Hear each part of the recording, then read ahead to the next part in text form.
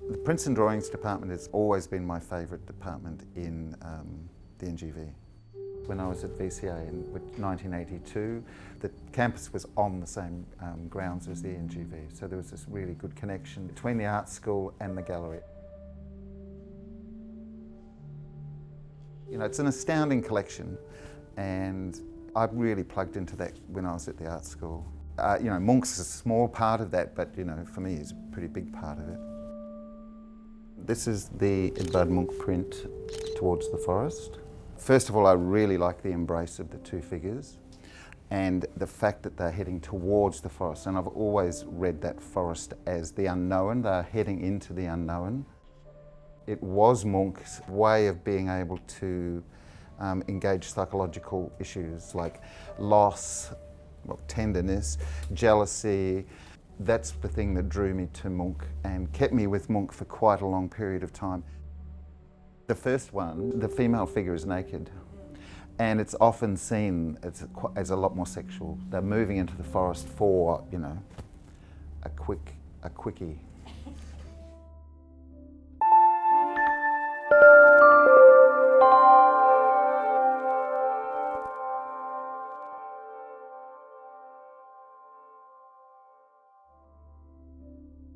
This is a jigsaw puzzle print, so he's cut the block up into different parts, and I've made prints using this technique. The way the sky is actually melting down into the imagery or dropping down into the imagery. And then the further you take these dribbles down through the forest, they want to start forming figures, they want to start becoming bodies. So it's really an extension of this top. So each of the swamp works, well, the earlier ones are connected to some aspect of Munch. There's a sense of loss, a sort of a sense of damage too, I suppose. Not that my work doesn't look particularly damaged. You know, but out of some shitty experiences, I seem to have made quite a bit of work. Like Munch's, the generation for Munch's work has been psychological, and the same for me.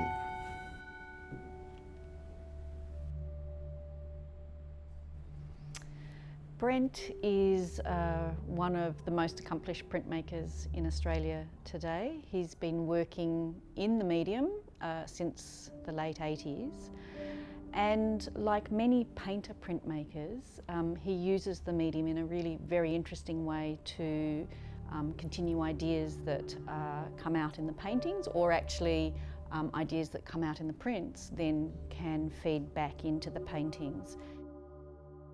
You can really get a sense of the way in which Brent will refine the image through a whole series of drawings, you know, refining the outline, refining the formation of the image. One of the things that Brent really embraces in his printmaking is seriality. So many of the prints are in series. As we see with the swamp set here, the idea is progressed across the set of works, and that's something that many of the kind of great painter printmakers of the past have also done. Well, it's great in the weekends because it's quiet and I can listen to footy here, you know, and or cricket over some.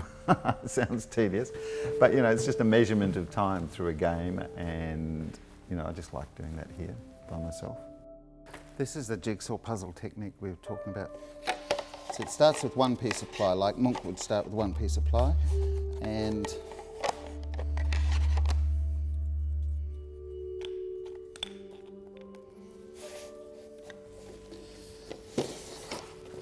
this area is inked up in the hair colour. So that each individually inked up, you've got your black, your white and the hair colour. Then you put them back together on a template like this. So that's all inked up. You drop a piece of paper on top of it and run it through the press. And it's the quickest way to make a colour print like that.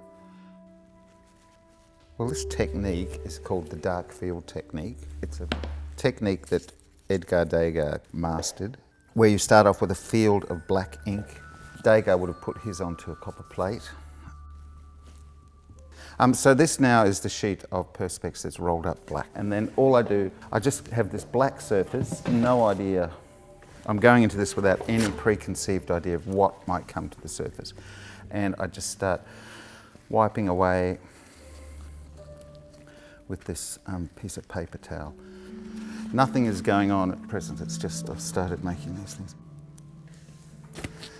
You can use all sorts of things to make marks, like if you wanted to, you can follow this again is quite random, I have no idea what I'm doing. So growing up in Palmerston North, I don't know, it was pretty bogan. But it's just what I knew. My father's been my biggest issue in New Zealand, but he certainly instilled in us a love of nature, in the landscape. Palmerston North, shitty education, married at the age of 19, divorced at 22, ran off to Auckland when I was 22, came out. Friends in Auckland just said, look, there's only the one art school here, there are 5 art schools in Melbourne, you're much better off to try to get into a place over there. So I travelled over here and got into BCA. 82 I got into BCA. Well, there's a lot of black and white at different stages in my work, and it's still kind of black and white, but colours come into it quite a lot over the years as well. But I think the black and white may be a connection to New Zealand. The All Blacks, blah, blah, blah, all of that is still pretty present there. I've always thought there was a darkness to the landscape in New Zealand that isn't present in Australia.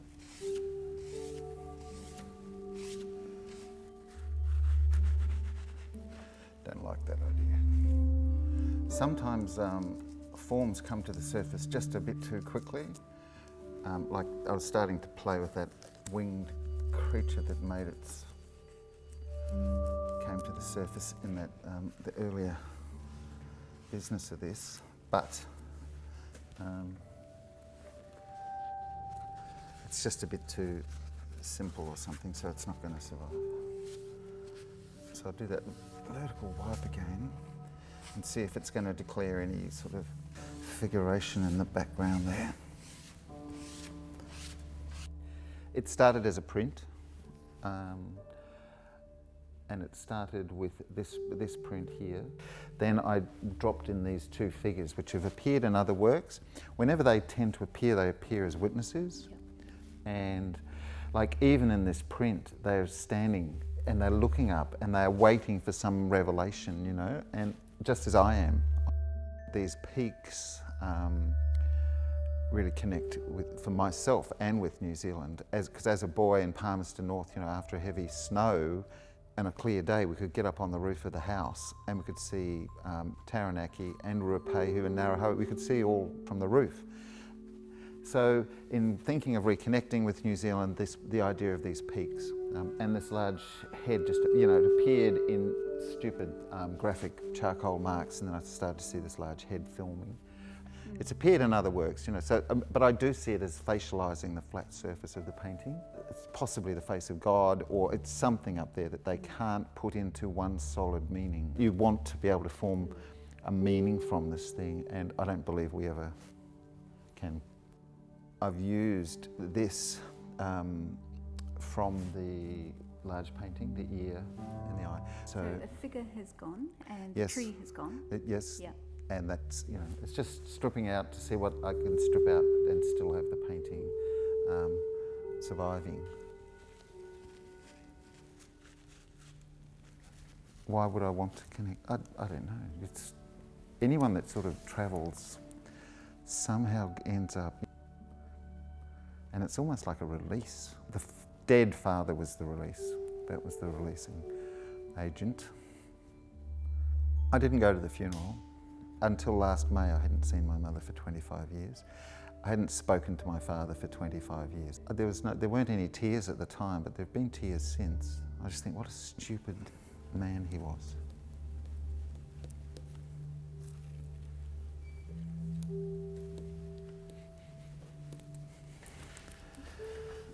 Can you see that?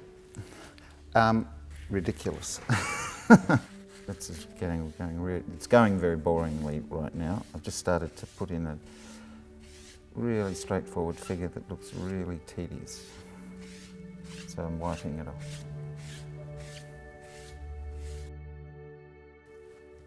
It never seemed therapeutic, but it certainly seemed like rich psychological material to mine.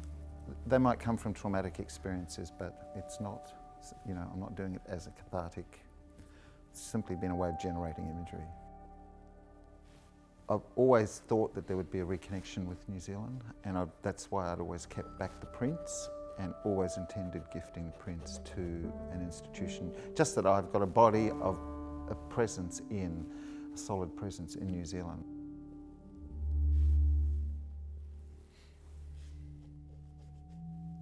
So, I am an Australian artist, but hopefully I'm going to become a New Zealand artist as well.